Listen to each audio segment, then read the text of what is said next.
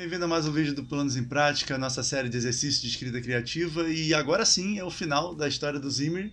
Eu estou gravando essa abertura aqui logo depois de ter encerrado o vídeo da semana passada. No meio do caminho eu decidi que eu iria fazer 2 vídeos, porque senão o episódio ficaria longo demais. Então, se você não viu tanto o vídeo da semana passada quanto o primeiro vídeo, o vídeo que deu início a essa história, o link para os dois está aqui embaixo na descrição. E no vídeo de hoje a gente termina essa história. Nós paramos aqui quando o patrulheiro dá uma olhadinha para dentro da cabine do coche para poder ver quem estaria ali, depois que o Zimri falou um pouco alto demais que ele não tinha conseguido fazer o pareamento ainda. A gente não quer que ele seja pego, óbvio, nosso plano é diferente. Então a gente vai bolar um jeito dele sair disso aqui rapidamente para poder seguir com o rumo da história.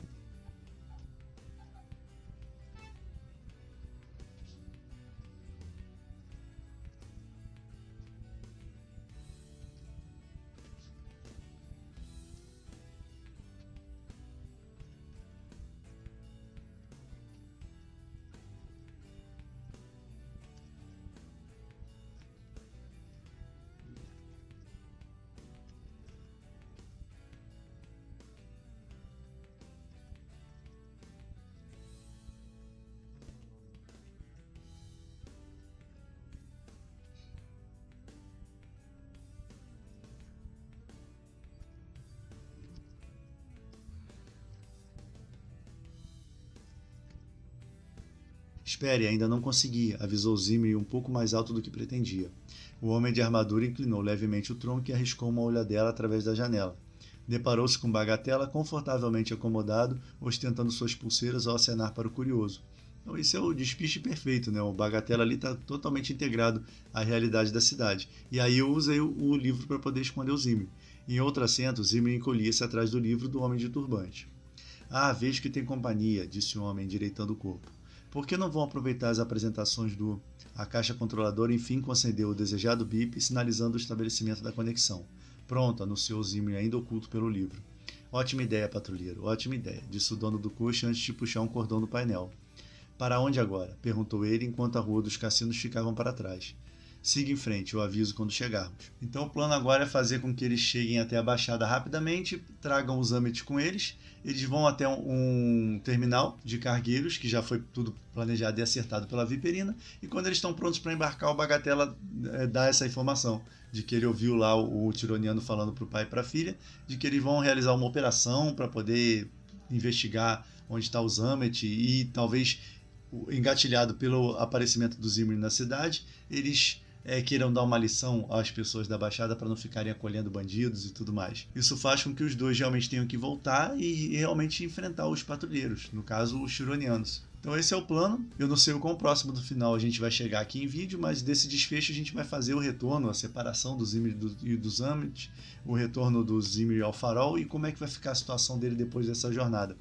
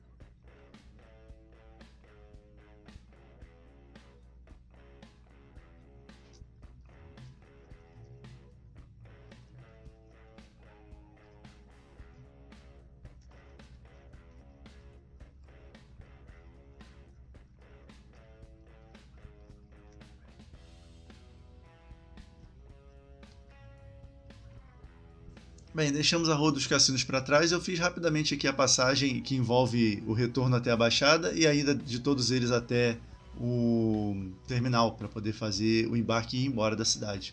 Então, teoricamente, isso aqui seria o final da história. Então ficou assim. O coche parou logo depois. Zimri saltou e entrou na Baixada rapidamente. Passou como um raio pelos homens em frente ao ginásio e foi diretamente até o alçapão. Vamos, não podemos perder tempo, disse, sem terminar de descer as escadas, antes mesmo de conseguir distinguir o amigo na penumbra. Então aqui eu também estou economizando em descrições e tudo mais, para dar ao leitor a mesma pressa que o Zimri está sentindo aí nesse momento, o mesmo sentido de urgência. Conseguiu? Por que demorou tanto? Indagou Zamet com uma voz sonolenta. Zimri jogou a caixa para ele, que pressionou alguns botões e deu um largo sorriso, constatando que foi feito pareamento. Depois eu explico tudo, agora temos que ir. Viperina nos cedeu algum transporte? Quase isso. Lá fora, Zamet aproximou-se dos homens da entrada e gastou alguns segundos olhando-os. Depois, ergueu a caixa controladora e disse: Meus caros renegados da área oeste, esperem notícias minhas, usaremos isso juntos. Esse renegados da área oeste ou alguma variação disso aí, eu vou, no segundo tratamento, usar como um termo para esse grupo de comerciantes que foi expulso do centro e foi para a área oeste e reergueu aquele lugar. Então, por enquanto vai ficar em Renegados da Área Oeste, mas não sei se vai ser o definitivo. Mas no segundo tratamento eles vão ter esse nome como oficial, né? Para justamente o leitor identificá-los como um grupo e poder torcer para eles como um todo, né? Eles assentiram em silêncio. Zimri viu medo e preocupação em seus olhos. Prestes a deixar a cidade, era maior do que nunca a vontade de fazer algo por todos eles. Vamos, apressou o amigo novamente. Antes de entrar na cabine do coche, Zimri entregou ao condutor o cartão que recebera de Viperina, e assim a gente poupa um monte de tempo, porque nesse cartão vão estar todas as instruções e o condutor vai cuidar de tudo. Os cavalos cobriram em pouco tempo a distância até o terminal. Àquela altura, o homem de turbante já não estava tão mal-humorado. As piadas e histórias de Zamet contribuíram grandemente para isso. Ele não disse, mas ao se despedir, Zimri percebeu que aquela aventura havia sido melhor do que qualquer outra coisa que fizera durante sua estadia na cidade. Então a gente está dando aqui o final desse homem de turbante que chegou para fazer um turismo e aconteceram pequenos problemas com ele ao longo da sua estada. Ele nunca estava satisfeito e acabou que essa missão que a Viperina sugeriu que ele fizesse o deixou feliz, né, no final das contas. Viperina estava acostumada a organizar a partida de clientes especiais. Assim, por conta dos papéis que providenciara, os três receberam um ótimo tratamento e nenhuma pergunta. Apenas ouviram as indicações de onde seria o embarque e foram encaminhados a uma das áreas de espera. Após alguns minutos conversando e passeando pelo extenso e bem iluminado salão, Zimri tinha a impressão de que nada do que vivera nas últimas horas havia sido real. Então é essa a impressão que eu quero mesmo para essa parte da história. É um falso final, por assim dizer, um momento em que tudo pareceu bem resolvido, eles estão indo embora finalmente, todo mundo vivo, e é o momento certo para a gente deixar cair na cabeça de Zimri e Zamet a informação que o Bagatella ouviu lá na Rua dos Cassinos, e isso vai ser o gatilho para a empreitada final, onde o Zimri realmente vai encarar o seu medo dos Chironianos, o seu trauma de ter falhado ao defender a área oeste anteriormente. Em tese, eu poderia terminar a história aqui. Eu poderia fazer com que o Zimri encarasse os Chironianos aí no terminal. Mas aí eu não trabalharia no Zimri a questão da generosidade dele, o que eu implantei na história no início, a questão dele se abdicar do seu benefício em prol dos outros. Então essa aprovação final do Zimri perante os patrulheiros, para mim só faz sentido se ele estiver defendendo algo maior do que ele próprio. Apesar do que a Viperina disse que ele também precisa de ajuda, mas ele se ajuda ajudando os outros. Não sei se ficou muito claro isso, mas é o que eu vejo pro personagem.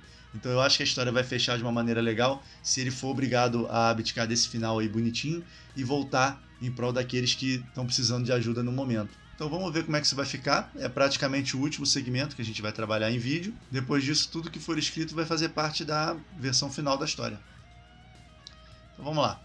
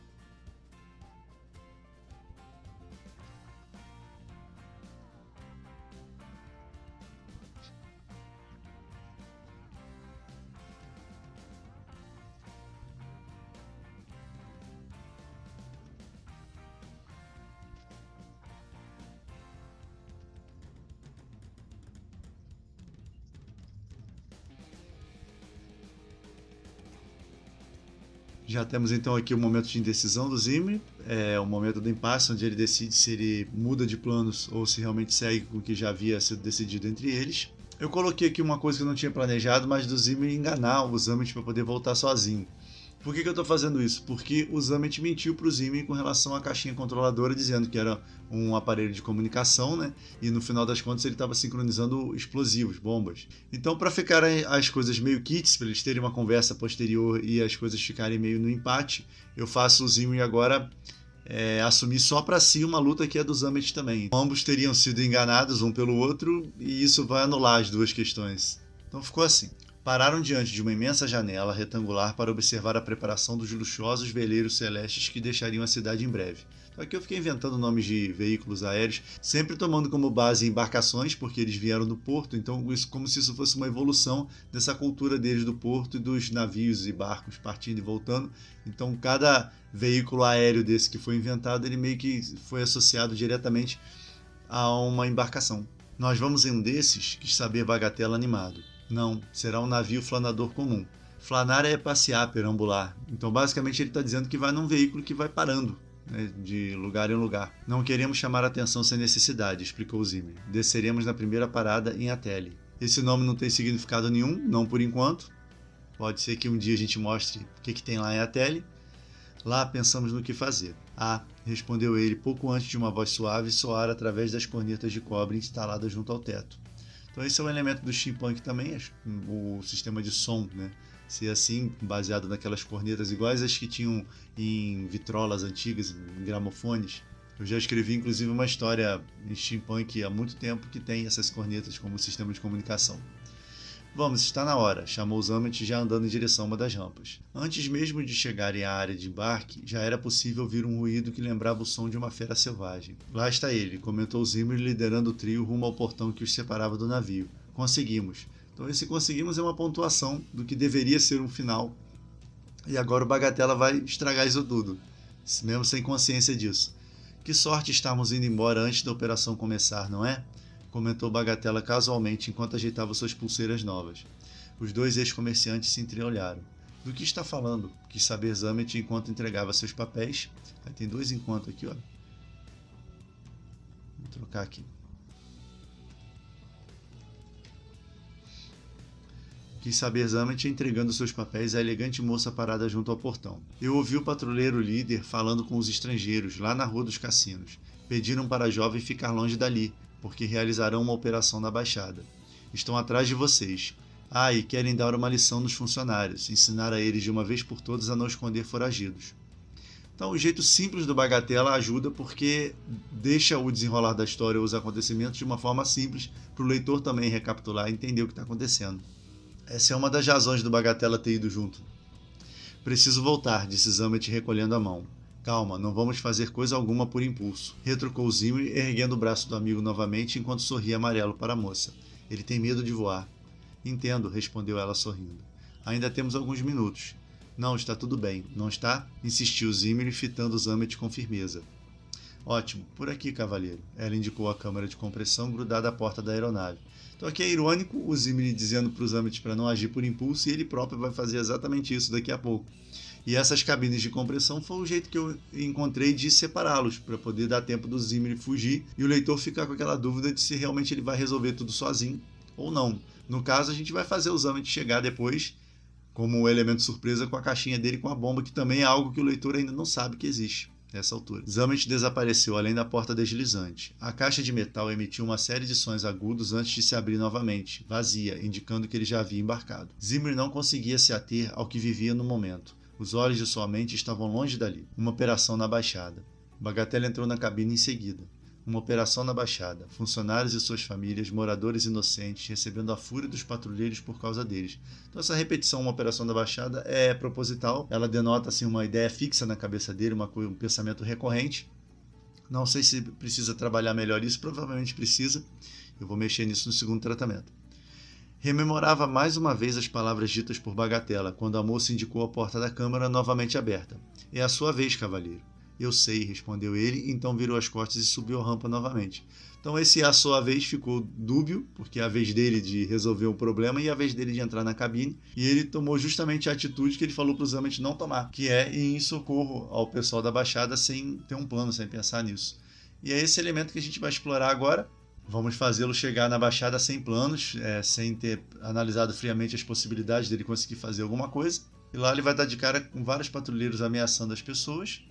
Vamos ver como é que ele vai reagir. Eu já adianto que eu não quero fazer nada de pancadaria, eu já falei isso lá no primeiro ou segundo episódio. Não é uma história pontuada por isso, é uma história onde as coisas se resolvem no diálogo, na conversa, por um lado ou por outro, né? Então não tem cenas de luta, não tem embates assim físicos. Vamos ver. Eu pretendo que seja assim esse momento final também.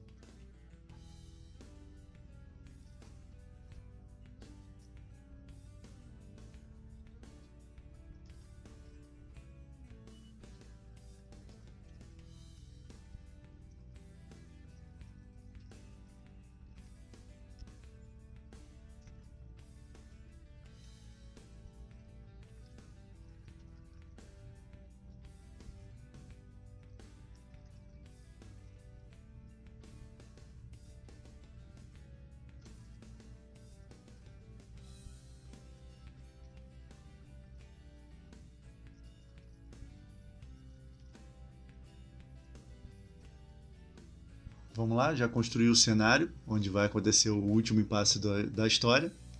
Vamos lendo aqui. Deixou o terminal e andou pelas ruas esbarrando nas pessoas, sem se preocupar em ser visto. Não tinha a menor ideia do que faria. Torceu para conseguir elaborar um plano pelo caminho, mas isso não aconteceu. No limiar da baixada já era possível perceber algo incomum no ar. Pouquíssimas pessoas nas ruas, nenhuma carruagem liteira ou coche. Apenas um robusto veículo de recolha de entulhos passou, arrastando sua carroceria alta e lotada, deixando seu zunido intermitente ecoando no ar noturno. Agora deixa eu ajeitar esse monte de coisa.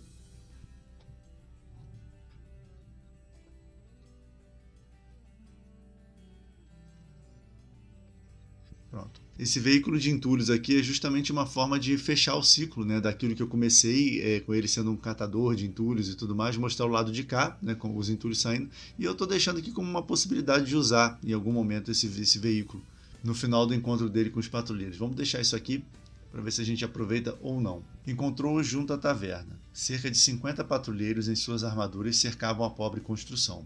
Uma dúzia de curiosos e frequentadores do estabelecimento observavam à distância, enquanto um dos homens ajustava a potência do lança-chamas, cujo tanque pendia de seus ombros. Eu queria aqui uma ameaça à estrutura mesmo da baixada do staff, e eu pensei primeiro dele estar com uma tocha e tal, mas eu acho que fica mais legal ele estar carregando um lança-chamas. E sendo uma história inspirada pelo universo steampunk, não está fora da proposta não. O problema é esse aqui. Vocês possuem regalias e direitos demais. Passam tempo demais aí dentro, bebendo e pensando besteiras. Berrava o líder em um megafone, todo o seu corpo escondido por uma reluzente armadura cor de vinho. Eu não lembro mais se os tiranianos usavam armadura cor de vinho, depois eu tenho que conferir isso. Claramente a operação era organizada pelos tiranianos e tinha a atenção total de Francis Ampersand. Quando a labareda se estabilizou, o patrulheiro projetou-a para cima como se empunhasse uma espada mágica. Seus colegas gritavam, impacientes. Queriam que o incêndio começasse o quanto antes. Zimri sabia que se a taverna fosse engolida pelo fogo, pouco poderia ser feito para impedi-lo de se alastrar por toda a baixada. Com o coração ribombando dentro do peito, deixou as sombras. Então esse aqui é um puro ato de coragem, não tem o racional aqui nesse momento, nessa atitude do Zimri. E a gente sinaliza para o leitor também o potencial destrutivo dessa atitude aqui, né? Um incêndio começando na taverna, que é meio que o coração, o ponto central ali da baixada, e aí pode não sobrar muita coisa. Quem é você? Rosnou o líder, erguendo o punho fechado. A algazarra parou. O homem do lança-chamas diminuiu a potência de seu artefato. Não é morador daqui, deduziu ele, caminhando em direção ao recém-chegado. Eu sei quem é, um verme qualquer que encontramos no porto, disparou o tironiano de cabelos trançados. Naquele dia, fingiu para nós que não conhecia o foragido, mas eu sei que está tramando alguma coisa. Peguei perambulando na rua dos cassinos em atitude suspeita. Então é o mesmo cara que ele encontra agora pela terceira vez e que é a personificação da força opositora nessa história. Talvez um dia o Zimri chegue a conhecer o Francis Ampersand, como eu já tinha falado, mas não vai ser nessa história. Zimri já não via um patrulheiro líder. Diante de si estava um gigante feito de metal, sem olhos, boca ou feições. Seu rosto era um amontoado de manchas escuras, emoldurado pelo elmo que lembrava a carapaça de um enorme crustáceo. Alguns patrulheiros mais alterados pediram para que o incêndio começasse com o homem diante do líder. E a gente agora vai trabalhar um pouquinho mais de profundidade os medos do Zimri. A questão dele ver os tironianos como gigantes, dele se ver pequenininho e os tironianos como gigantes invencíveis. Talvez aqui ele vá cogitar se acovardar, ceder, não levar esse enfrentamento até o fim. E essa é justamente a coisa que ele tem que superar. Ele precisa, mesmo com o risco de ser preso, de ser torturado, de morrer, ele precisa enfrentar os tironianos, bater de frente e defender a baixada. O plano aqui é mais ou menos esse. Quando ele já não estiver mais apavorado diante dos tironianos, é a hora do Zamet entrar para a gente colocar em uso a caixinha controladora. Então vamos trabalhar nisso agora.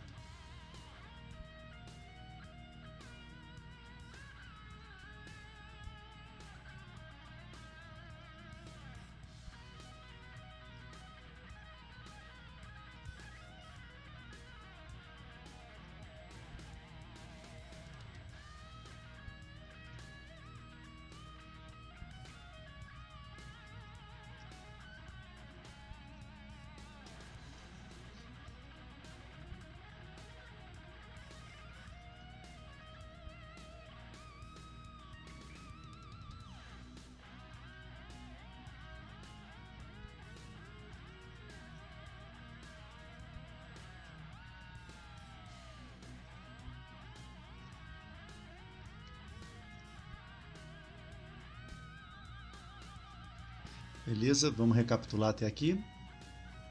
Alguns patrulheiros mais alterados pediram para que o incêndio começasse com o homem diante do líder.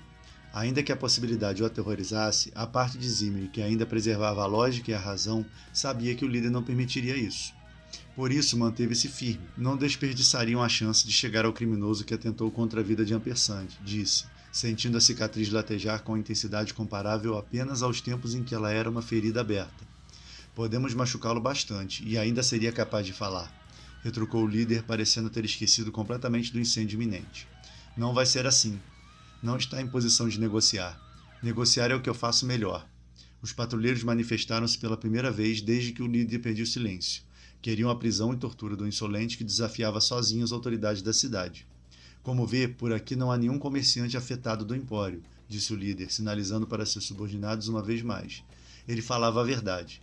Nem comerciantes, nem patrulheiros ou gigantes invencíveis. Ali, em torno da taverna, eram apenas homens, lutando por aquilo que consideravam correto.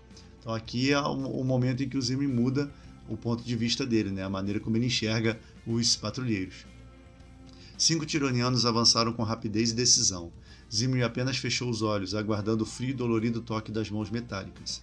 Então, uma voz conhecida soou logo atrás de si. Meu amigo teve a nobreza de usar com vocês as melhores palavras, mas já provaram que não merecem. É ele. Zimri não soube identificar o autor do grito. Abriu as pálpebras e encontrou Zamet parado ao seu lado. Todos ali conheciam muito bem o rosto do foragido, por isso a comoção foi imediata. Peguem-no, berrou o líder tironiano. Em seus olhos, além do brilho da renovada labareda do lança-chamas, havia o puro ódio de quem há dias sofria cobranças, ameaças e humilhações, e agora estava prestes a acabar com tudo isso entregando o criminoso ao seu patrão. Você, faça logo uma fogueira desse ninho de roedores que jamais poderia ser chamado de taverna. Esperem, pediu Zamet mostrando a caixa controladora. Esperem. Isso aqui está pareado com explosivos que plantei por toda a cidade. Cada construção que destruírem aqui, perderão outra lá no centro. Zimri olhou para o amigo tão assustado quanto os patrulheiros. Então, entendeu que tratava-se de um blefe. Um dos bons. Valia a pena levá-lo adiante. A fala de Zamet pareceu ter afetado alguns homens. O patrulheiro líder, no entanto, não se impressionara. Impaciente, gesticulou novamente a seus subordinados, que em marcha fecharam um círculo em torno dos dois criminosos. Não havia o que fazer, nem para onde fugir. Bem, é mesmo uma pena precisar usar isso aqui tão cedo, murmurou Zamet, fechando os olhos com força, ao mesmo tempo que pressionava o maior dos botões. Um estrondo foi ouvido imediatamente. Então, é até aqui que eu vou com a história em vídeo. Vou continuar trabalhando, tenho algumas coisinhas na cabeça ainda para fazer. Preciso resolver como eles vão sair da cidade agora no improviso. E algumas explicações têm que ser dadas com relação à chegada do Zamet aí. E algumas justificativas de um para o outro, como eles vão resolver a relação deles agora, já que um tem uma mentira em relação ao outro. Isso tudo vai ficar para o segundo tratamento, assim como as incongruências da história, as palavras repetidas, os momentos que precisam ser limados, outras coisas acrescentadas. Eu planejo ainda uma volta dos dois à área oeste, agora enquanto eles estão procurando uma rota de fuga de emergência, e é ali que eles vão ter uma breve conversa para se acertarem. E a boa notícia é que a essa altura, no momento da publicação desse vídeo, a história já está pronta, está aqui embaixo no link na descrição, se você quiser ler como tudo ficou. Eu acho que a graça está em realmente ler o final por escrito, é para isso que uma história é feita, e comparar o processo de criação com o resultado final. Quem viu todos os episódios e vai ler a história vai ter uma perspectiva diferente da pessoa que só vai ler a história, e a principal diferença é o uso da caixa controladora. Quem estava acompanhando pelos vídeos sabia o tempo todo que se tratava de explosivos, mas quem está lendo pela primeira vez vai ter essa surpresa no final, e eu tenho que ter isso em mente na hora que eu for trabalhar essa sequência melhor no segundo tratamento. Mas é isso, a gente encerra então essa sequência de vídeos contando a história do Cicatriz. Eu pretendo falar um pouquinho mais dela no Comentando Histórias, que sair no final da temporada, da terceira temporada, e esses personagens certamente vão voltar em aventuras futuras. O episódio da semana que vem vai ser inteiramente dedicado à procura de uma nova história, uma nova premissa, novos personagens. E enquanto isso, se você ainda não viu, aqui do lado tem o link para a playlist completa do Planos em Prática com todas as histórias feitas até agora. E aqui embaixo na descrição, além da história de hoje finalizada, tem um link para o nosso site e para nossas redes sociais. Era isso para o vídeo de hoje, abraços e até a próxima.